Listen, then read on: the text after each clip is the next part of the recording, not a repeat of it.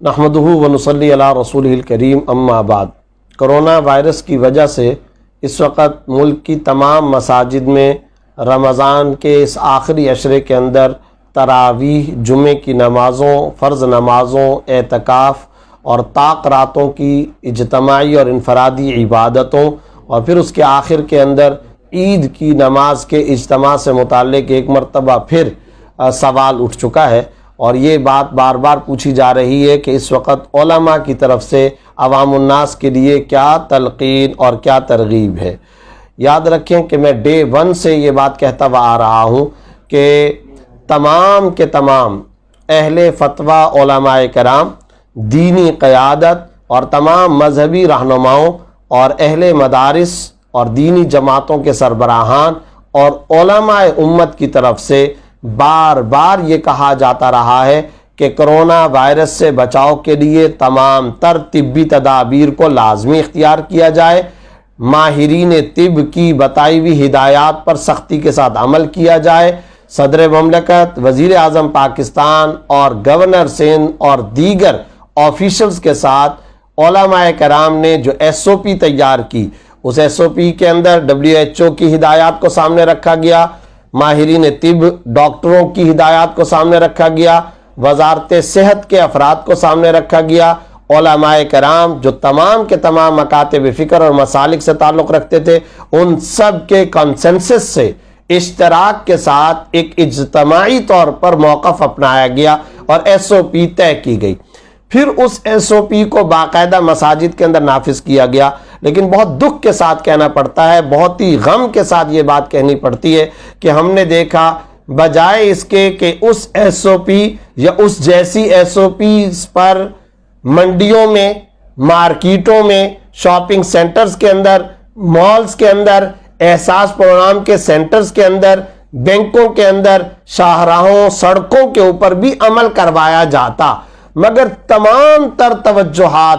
صرف اور صرف فوکس مساجد کو بنایا گیا، اور تمام توجہات کا منبع، ملجا، مرکز، ٹھکانہ مساجد۔ اور افسوس کی بات یہ ہے کہ 1 رمضان سے لے کر 5 رمضان تک ایک باقاعدہ کمپین کی شکل کے اندر ایک تحریک چلائی گئی، اور وہ بھی مین اسٹریم میڈیا پر، کہ جناب مساجد میں یہ ہو رہا ہے، مساجد کے گیٹ چھوٹے ہوتے ہیں، مساجد کے اندر وضو خانے میں لوگوں کا اجتماع ہو جاتا ہے، مساجد میں لوگ کٹھے مل کر کے کھڑے ہوتے ہیں۔ افسوس کی بات یہ ہے کہ ایک مسجد ہے، اس مسجد کے باہر دکان ہے، وہاں پر سارے کے سارے رش کریں، ڈزنٹ میٹر،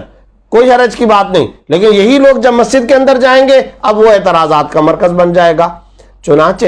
جب اس طرح کا آپ معاملہ اختیار کریں گے تو اہل بصیرت علماء کی تلقین، ان کی اپیل، ان کی ترغیب عوامی سطح پر کیسے مقبولیت پا سکتی ہے، اور وہ بیانیہ عوام کیسے قبول کر سکتے ہیں جب وہ صبح سے لے کر شام تک اپنی ان آنکھوں سے دیکھ رہے ہیں کہ منڈیوں کے اندر صورتحال کیا ہے، وہ یہ دیکھ رہے ہیں عوام کہ اس وقت پورے پاکستان کے بازاروں، احساس پروگرام کے سینٹرز، بینکوں، کچہریوں، منڈیوں، بازاروں، شاپنگ سینٹرز کے اندر کیا صورتحال چل رہی ہے۔ جب وہ یہ سارے کے سارے مناظر دیکھیں گے، اب اگر کوئی عالم دین ان کو باقاعدہ ترغیبی طور پر یہ تاکید بھی کرے، اپیل بھی کرے کہ جناب آپ تمام کے تمام لوگوں کو مسجد کے اندر نہیں آنا چاہیے یا محدود انداز کے اندر آنا چاہیے، تو یاد رکھیں اس پورے بیک گراؤنڈ کو سامنے رکھتے ہوئے، پس منظر کو سامنے رکھتے ہوئے، نہ تو عوام الناس حکومت کی بات مانیں گے اور نہ ہی علماء کی بات کو مانیں گے۔ اس لیے یہ پورے کا پورا ایک خاص پس منظر چلا۔ اس کے بعد ہم نے آخر کے اندر کیا دیکھا، علماء مسلسل ترغیب دیتے رہے، اور میں یہاں یہ بات واضح کر دوں، فرنٹ لائن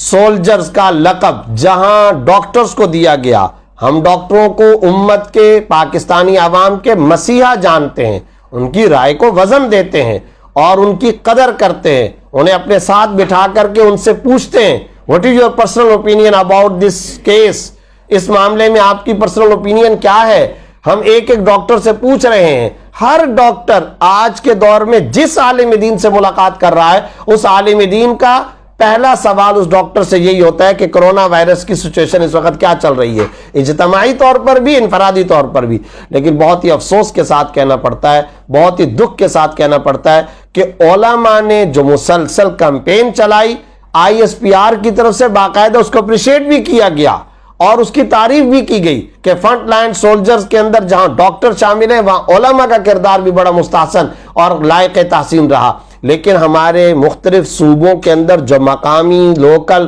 صوبائی حکومتیں اور ان کے سیاسی افراد ہیں ان کی طرف سے بڑا بھیانک اور افسوسناک کردار سامنے آیا ہے. ہر جمعرات کو رات کو یا سحری کے وقت میں آ کر کے اگلے دن جمعے کی نماز سے روکنے کے لیے 12 تا 3 کا لاک ڈاؤن کریں گے تو عوام الناس میں کیا تاثر جائے گا؟ عوام اس کو کیسے قبول کر سکیں گے؟ چنانچہ ان کی زبانوں پر ہے کہ کرونا بڑا سمجھدار ہے، مسجد میں آتا ہے منڈی میں نہیں جاتا، کرونا روڈ پر نہیں جاتا، جہاں سڑک میں ہجوم ہے وہاں نہیں جاتا. آپ خود سارے کے سارے لوگ جانتے ہیں، عام مسلمان جانتے ہیں کہ جناب جمعے کی نماز فرض کفایہ نہیں، فرض عین ہے. اعتکاف سنت غیر مؤکدہ نہیں، سنت مؤکدہ بدرجہ فرض کفایہ ہے. کیا مطلب؟ کہ اگر کوئی پورے کے پورے اہل محلہ میں سے ایک فرد بھی مسجد کے اندر اعتکاف مسنون میں نہیں بیٹھے گا سارے کا سارا محلہ گناہگار ہوگا. اور پھر میں حیران ہوں کہ اس پر بھی میڈیا نے مجھ سے سوالات کیے کہ جناب لوگ اعتکاف میں بیٹھیں گے نہیں، جبکہ میں نے یہ عرض کیا کہ یہ اعتکاف تو روحانی قرنطینہ ہے. ارے بھائی یہ تو ایک اسلامک آئسولیشن سینٹر ہے. WHO کہہ رہے ہیں 3 فٹ یا 6 فٹ کا فاصلہ ہونا چاہیے، اعتکاف میں تو 10-10 12-12 فٹ کا فاصلہ ہوتا ہے. اور ہمارے ہاں کا اعتکاف تو حرمین شریفین یا عرب ممالک کی مساجد کی طرح نہیں ہوتا کہ وہاں پر تو باقاعدہ حجرے، کپڑے، پردے، خانے نہیں بنائے جاتے. یہاں تو باقاعدہ پردے لگا کر کے پیک کر دیا جاتا ہے. وہاں پر اتنی بڑی جگہ ہوتی ہے، روزے دار کا سامان وہاں پر موجود ہوتا ہے، معتکف وہاں پر اپنا مصلی، جا نماز، رحل، تخت یہ سب کچھ رکھتا ہے. ایک روحانی قرنطینہ ہے. اور دیکھیں آپ WHO اور ماہرین طب کی جتنی بھی ہدایات پر عمل کرنے کی کوشش کر لیں، گھر کے اندر سوشل ڈسٹینس پر کبھی بھی عمل نہیں ہو سکتا. گھر کے افراد ہیں 80 گز کا، 60 گز کا یا جتنے بھی گز کا گھر ہو، وہاں تو سارے کے سارے تمام گھر کے افراد گھر کے اندر اکٹھے اجتماعی طور پر کھاتے پیتے اٹھتے بیٹھتے. تو بتائیے وہاں پر کون سی پولیس، کون سی لا انفورسمنٹ ایجنسیز ان کو جا کر کے سوشل ڈسٹینس پر قائل کر سکتے ہیں؟ کبھی نہیں ہو سکتا. لیکن اعتکاف والی عبادت ایسی عمدہ اور شاندار عبادت ہے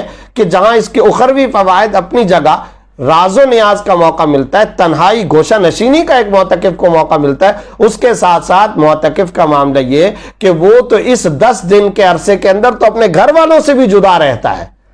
یعنی وہ تو اپنے گھر کے اندر بھی اتنا سوشل ڈسٹینس اور گھر کے اندر بھی اتنی احتیاطی تدابیر پہ عمل نہیں ہو سکتا جتنا مسجد کے اندر اعتکاف معتکف یعنی اعتکاف کے خانے اور اعتکاف کے آئسولیشن سینٹر کے اندر احتیاطی تدبیر پر عمل ہو سکتا ہے. تو پنجاب کی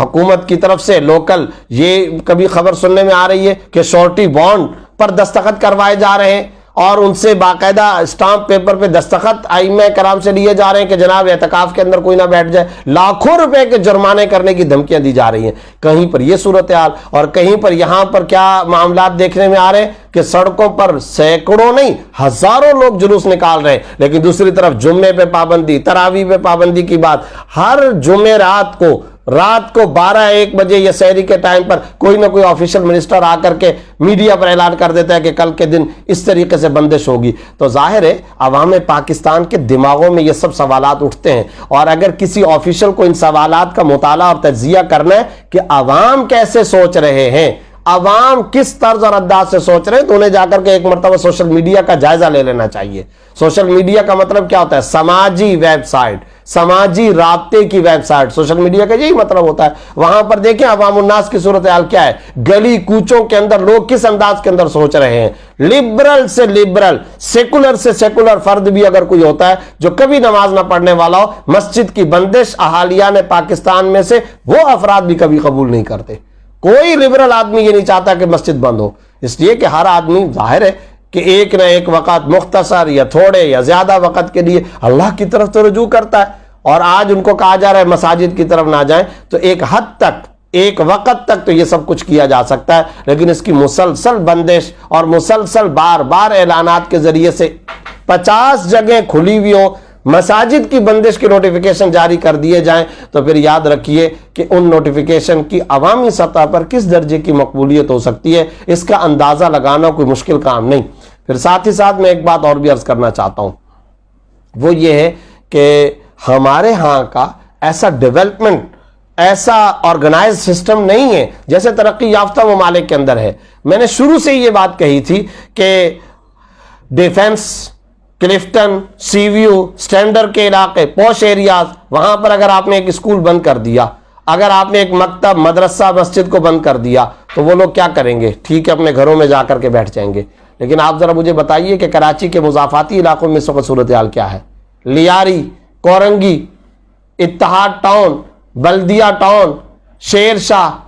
مختلف علاقے، بر صغیر کی سب سے بڑی آبادی اورنگی ٹاؤن کے اندر آباد ہے۔ ان ایریاز کے اندر جب بچوں کو کہا گیا کہ اسکول بند، مکاتب بند، تو وہ تو کچرے کے اندر جا کر کے اکٹھے ہو کر کے کھیل رہے ہیں، وہ میدانوں کے اندر کھیل رہے ہیں، گلیوں کے اندر جو کچی گلیاں وہاں جا کر کے اجتماع کر رہے ہیں۔ تو کیا اس سے یہ بہتر نہیں تھا کہ وہ اسکول کے اندر یا مسجد مدرسے کے مقدس اور بابرکت ماحول کے اندر پنکھے کے نیچے باقاعدہ ڈسٹنس کے ساتھ بیٹھ کر کے تعلیم حاصل کرتے؟ تو ان سارے پہلوؤں پر بھی غور کرنا چاہیے، اور اکثریتی آبادی ہمارے انہی کچے علاقوں کے اندر رہتی ہے۔ لاکھوں کی تعداد کے اندر جو لوگ ہیں وہ انہی مضافاتی علاقوں کے اندر رہتے ہیں۔ اس وقت ان مضافاتی علاقوں کی صورتحال کیا ہے، وہاں رش کی سچویشن کیا ہے، گلی محلوں کے اندر کی صورتحال کیا ہے، تو ان تمام پہلوؤں کو سامنے رکھنا چاہیے۔ میں یہ سمجھتا ہوں کہ کسی ایک مسلک کو اور اکثریتی مسلک کو مستقل طور پر دباتے چلے جانا اور پھر کسی دوسرے مکتب فکر کو کھلی آزادی دینے کا تاثر قائم کرنا،